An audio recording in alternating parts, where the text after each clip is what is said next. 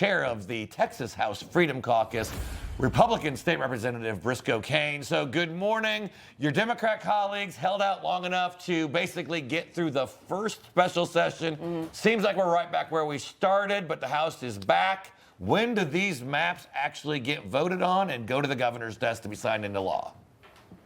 Howdy and good morning. Yes, well, the Democrats are certainly trying to claim a victory as if they won something by just slowing things down for a few weeks. I expect come Wednesday, the plan is that the committee will pass the bill out. It'll be on the floor by the end of this week and be sent to the other chamber, which just in a few days they'll pass it and it'll be sent over to the governor's desk. So a week from now. Do you think that the Democrats in your state really accomplished anything by going off to Illinois, New York, Massachusetts, doing what they did the last 2 weeks? Did they get anything done? Yeah, well, they certainly actually gave us time to make some extra tweaks to the map and make it even better. So had we not had that extra time, we would have a better, big, beautiful map. So thank you, Democrats. Now, you know, you mentioned obviously that time is running short, but actually not just legislatively, I would say politically as well. So assuming these new maps are passed and signed into law in the next, week or two, the Democrats are going to go to court. When are we actually going to know if these maps make it?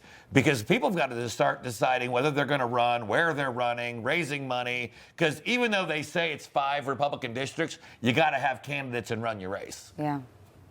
Yep, exactly. Well, there's a recently kind of a case out of 2024 of the Fifth Circuit Court of Appeals involving Galveston County that's kind of really paved the way for this. Litigation is actually already ongoing. It's continuous from the 2021 redistricting fight. The Democrats are already filing legislation to stop this one before it's even been enacted. But we do expect ultimately prevail that the bill has been drafted in compliance with all case law and the statute, and I think will prevail in the end. So President Trump also weighing in, posting on Truth Social in part, saying, quote, Republican state legislators in the great state of Texas just introduced a new bill for one big, beautiful congressional map. Please pass this map ASAP. Thank you, Texas. Make America great again. What do you make of the president's continued support of this GOP redistricting plan? I mean, when we're talking 5 seats, that is a massive number. That does make a difference. Well, last night, of course, I was playing there on X. A lot of people were kind of giving criticism, and I couldn't help but point out that President Trump was happy. Probably one of the most important things to us right now is that this is, of course, about holding the House, fair maps, and with the president on your side, you can't go wrong. There you go. Now I know a lot of the focus of this special session was, at least nationally, was focused on the redistricting, but there was also other issues you guys were taking up there that are now going to be freed up. I believe a lot of it also had to do with recovery from those devastating floods. I mean, what else now can you move forward with that's going to benefit people beyond, obviously, what's getting the national headlines, which is the congressional maps?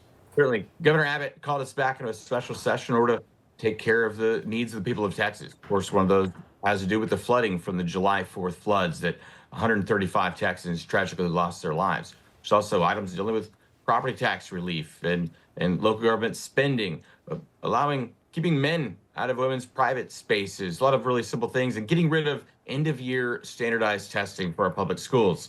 The Democrats' tactics have only delayed those things. Hopefully, we'll be delivering them soon.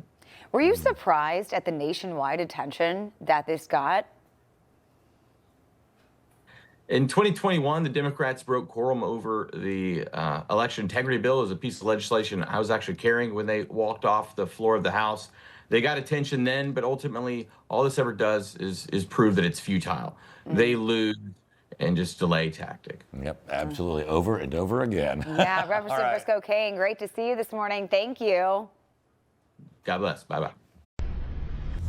Information. Truth is freedom. Is Newsmax. It's real news for real people.